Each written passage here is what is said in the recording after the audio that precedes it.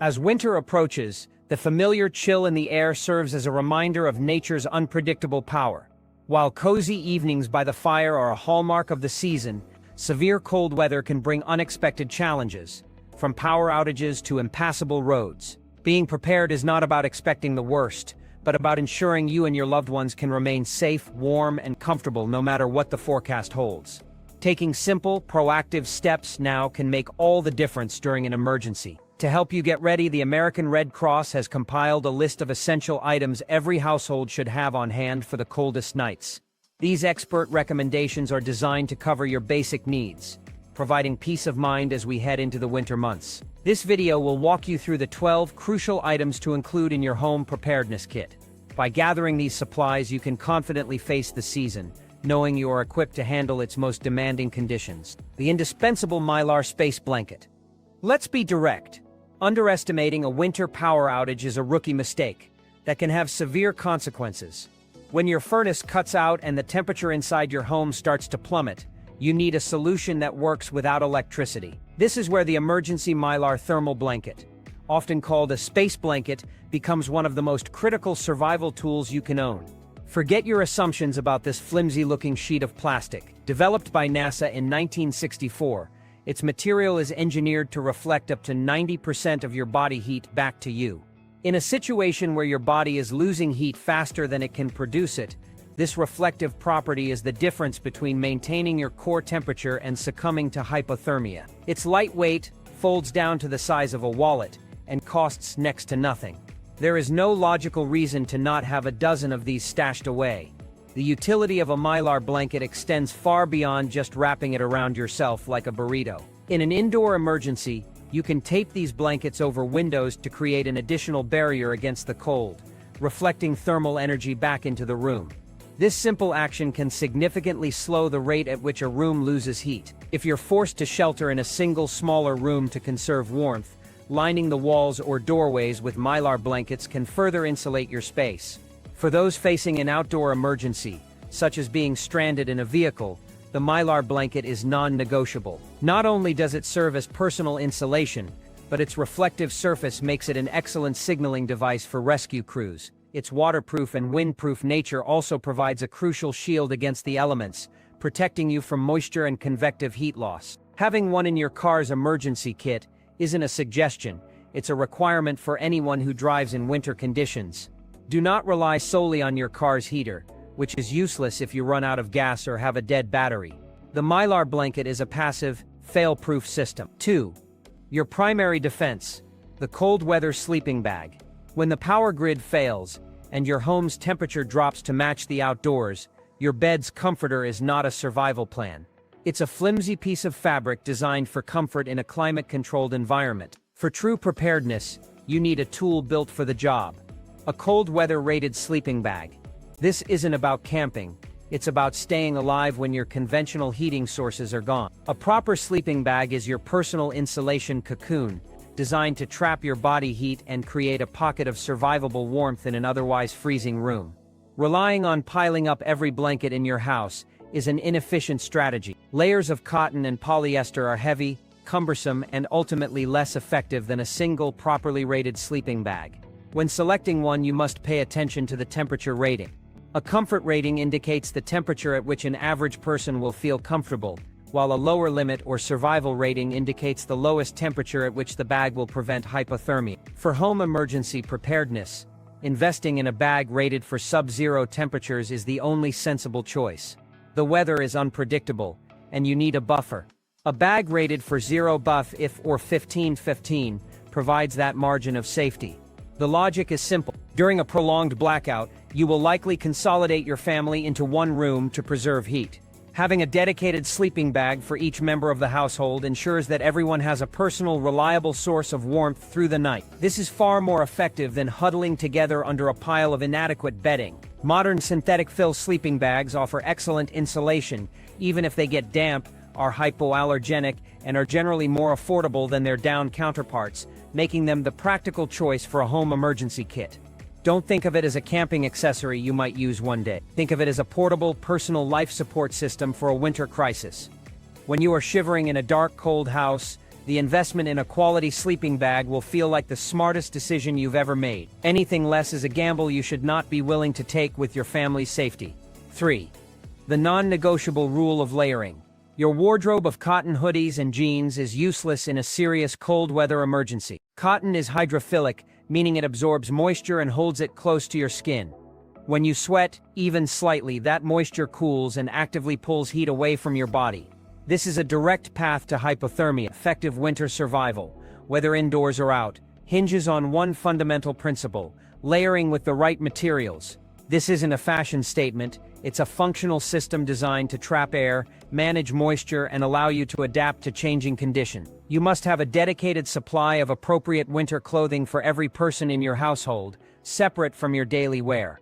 This is not optional. Start with a base layer of thermal underwear made from moisture-wicking synthetic materials like polypropylene or natural fibers like merino wool. Its sole job is to pull sweat off your skin to keep you dry. The next step is the mid-layer, which is your primary insulating layer. This is where materials like fleece or down come in. This layer's purpose is to trap the air your body has warmed, creating a buffer against the cold. A fleece jacket or a wool sweater works perfectly. You can add multiple mid-layers depending on the severity of the cold.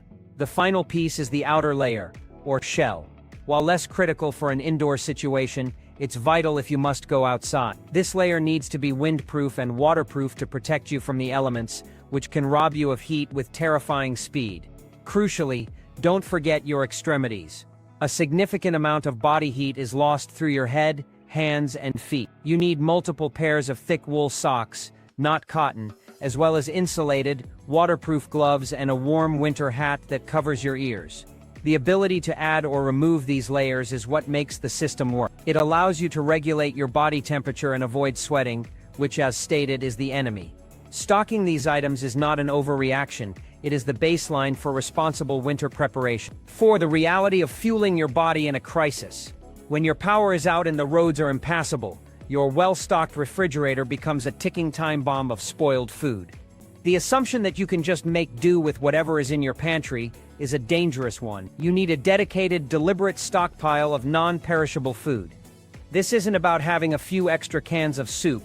It's about having a calculated supply of calories to keep your body fueled and generating heat in a cold weather emergency. The Red Cross is clear. You need food with a long shelf life that requires minimal or no preparation. Think about it logically. In a blackout, your electric stove, oven, and microwave are useless. You need food that can be eaten cold or requires only minimal heating from a camp stove. Items like canned meats, fish, fruits, and vegetables are the foundation of your emergency food supply. They are calorie-dense, sealed against contamination, and can last for years. Supplement these with high-energy foods like protein bars, granola bars, nuts, dried fruit, and peanut butter. These items provide a quick and powerful source of energy, which is critical when your body is burning extra calories just to stay warm. Do not make the mistake of stocking up on items that require a lot of water or complex cooking, like pasta or rice. That is a failure to plan. Your emergency food supply should be systematically organized and stored in a cool, dark, and dry place. You need enough to last each person in your household for a minimum of 3 days. But a week or 2 is a much safer bet. Winter storms can be prolonged events. Remember to include a manual can opener. The best food supply in the world is useless if you can't access it.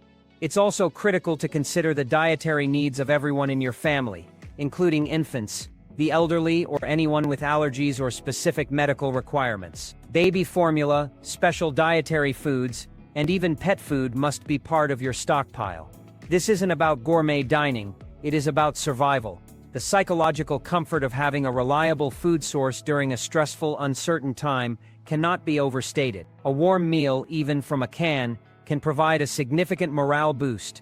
Ignoring this aspect of preparedness is irresponsible. Hunger compounds stress and impairs judgment, 2 things you cannot afford in an emergency. Secure your food supply now, not when the storm is already on the forecast. 5. The unforgiving necessity of water. Let's be blunt. Dehydration is a faster and more insidious threat than hunger. In a winter emergency, your access to clean drinking water can vanish in an instant. Frozen pipes can burst, and municipal water treatment plants can fail during power outages, leading to boil water advisories or a complete loss of service. Believing you can simply rely on your tap is a gamble. The absolute non-negotiable rule is to have a minimum of 1 gallon of clean drinking water per person per day, stored and ready. This amount accounts for both hydration and basic sanitation needs. For a family of 4, this means you need at least 12 gallons to get through a 72-hour period. A week-long supply is the more prudent goal. Commercially bottled water is the simplest and safest option. It is sealed, purified, and easy to store and distribute. Do not wait for a storm warning to rush to the store and fight over the last case of water. Buy it now and store it where it won't freeze, like a basement or an insulated closet. Beyond a stored supply, you must have a backup plan. What happens when your bottled water runs out? This is where a secondary purification method becomes essential.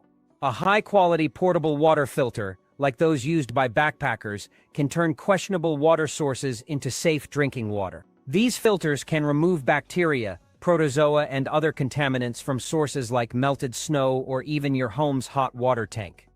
Another option is to have purification tablets or unscented liquid household bleach on hand. Knowing the correct ratio to make water safe to drink is critical knowledge you should have before you need it. You can also fill bathtubs and large containers with water as soon as a storm is imminent, providing a reserve for sanitation, flushing toilets, and, if necessary, boiling for consumption. Water is the most fundamental element of survival. Without it, your body cannot regulate its temperature. Your cognitive function will decline, and your situation will become dire within a matter of days. Your preparedness for a winter crisis is only as strong as your water plan. 6. Controlled heat. Your indoor lifeline. When the temperature in your home plunges into single digits, blankets and layers alone might not be enough, especially for the very young or elderly. You need a safe, reliable source of supplemental heat. This is not the time to consider dangerous, jury-rigged options. Using a gas oven, charcoal grill, or any outdoor-rated propane heater indoors is a death sentence. These devices produce deadly amounts of carbon monoxide, an odorless, colorless gas that can kill you in your sleep. The only acceptable option is a portable heater specifically designed and rated for indoor use. There are 2 primary types to consider: propane-powered heaters and battery-powered ones connected to an inverter. Indoor-safe propane heaters, such as those from the Heater brand, are equipped with essential safety features like an automatic low-oxygen shutoff sensor and a tip-over switch that immediately cuts power. These features are not optional. They are the bare minimum for safe operation. You must strictly follow all manufacturer instructions regarding ventilation.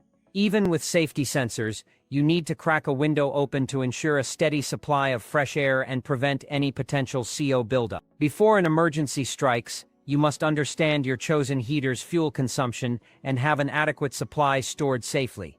For a propane heater, this means having several 1-pound cylinders or a larger tank with the proper adapter hose. For a battery-powered setup, you need a deep-cycle battery and a power inverter capable of handling the heater's wattage, along with a way to recharge the battery if the outage is prolonged. Regardless of your choice, a working battery-operated carbon monoxide detector is not a suggestion. It is an absolute requirement. Place it near the heater and in sleeping areas. The Red Cross emphasizes fire safety for a reason. Keep the heater on a stable, non-flammable surface and maintain at least 3 feet of clearance around it from anything combustible, including bedding, curtains, and furniture. Never leave a heater running unattended, especially while you sleep. A portable indoor heater is an incredibly powerful survival tool, but it demands respect and responsible use. Misuse it, and you will trade the risk of freezing for the certainty of a far worse fate. 7. Banish the darkness. Illumination is non-negotiable. Relying on your phone's flashlight during a multi-day power outage is not a plan. It's a critical failure in judgment. Your phone is a communication device, and its battery is a finite, precious resource that you cannot afford to waste on basic illumination. When a winter storm plunges your home into complete darkness, you need dedicated, reliable light sources. This is an absolute baseline of preparedness. The immediate and obvious danger of darkness is the risk of injury from trips and falls.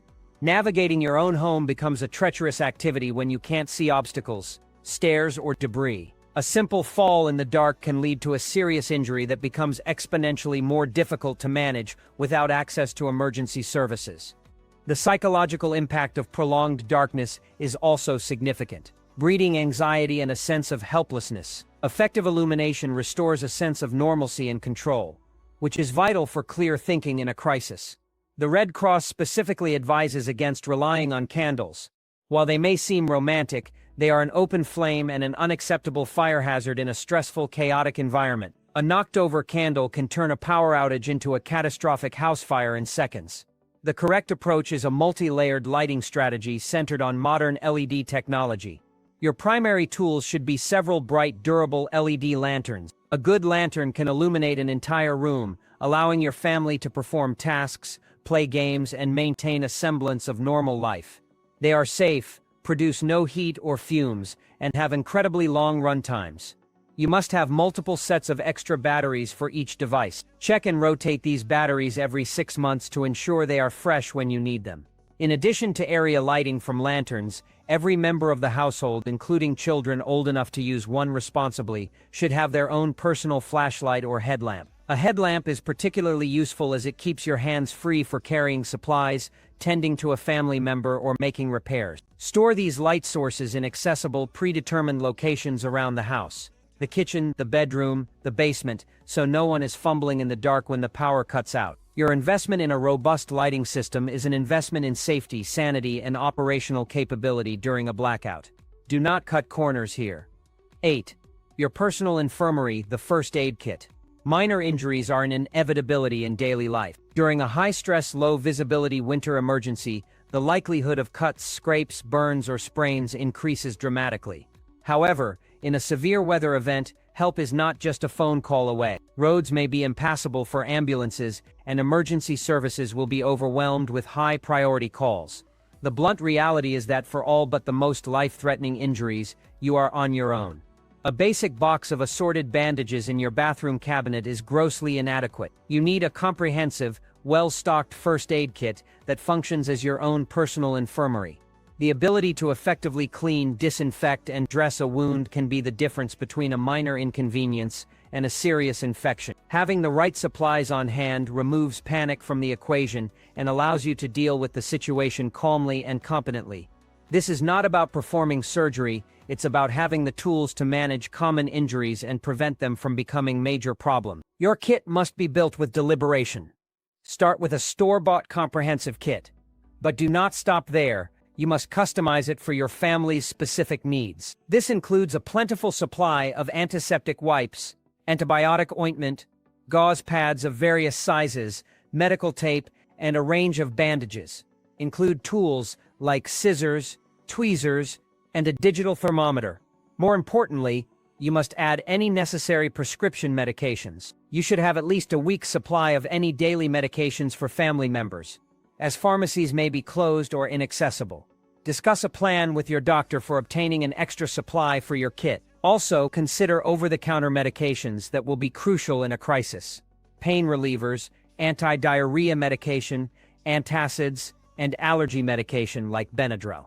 If you have seniors in your household, consider their specific needs, such as supplies for managing diabetes or blood pressure. For families with infants, include items like baby Tylenol, a nasal aspirator, and diaper rash cream. This kit is a dynamic tool. Review its contents twice a year, replace any expired items, and ensure it is stored in a portable, waterproof container that is easy to grab in a hurry. To neglect this is to gamble with the health of your loved ones. 9. The power of localized heat. Hand and foot warmers. In the fight to stay warm during a winter power outage, your body prioritizes its core, pulling blood away from your extremities. This is why your hands and feet are the first to feel the biting cold.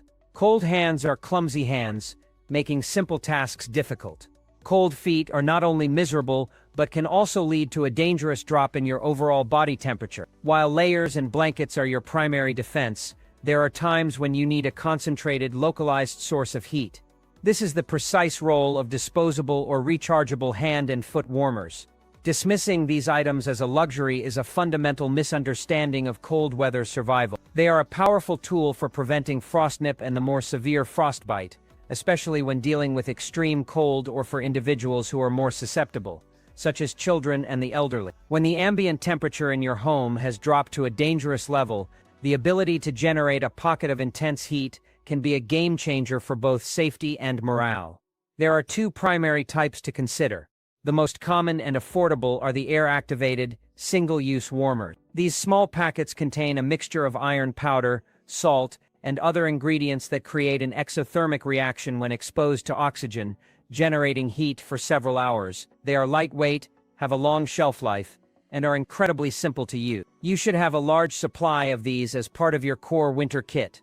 They can be placed inside gloves, tucked into socks, or held in pockets to provide direct warmth where it is needed most. For a more sustainable option, consider rechargeable electric hand warmers. These devices are typically charged via USB and can provide hours of adjustable heat, often doubling as a power bank to give your phone a small boost. While they require a power source to recharge, having one or two fully charged units at the start of an outage provides a reusable heat source for the initial, most critical period. The targeted heat from these warmers does more than just keep your fingers and toes comfortable.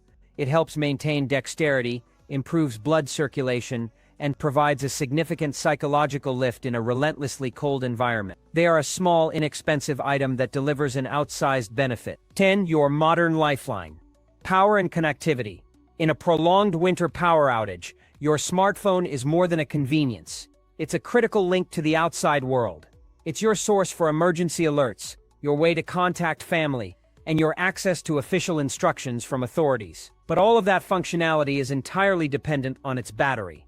Assuming you can conserve your phone's charge for days on end is not a strategy, it's a fantasy. You need a dedicated, reliable power source. This is where a modern battery bank or a larger portable power station becomes an indispensable piece of your survival gear.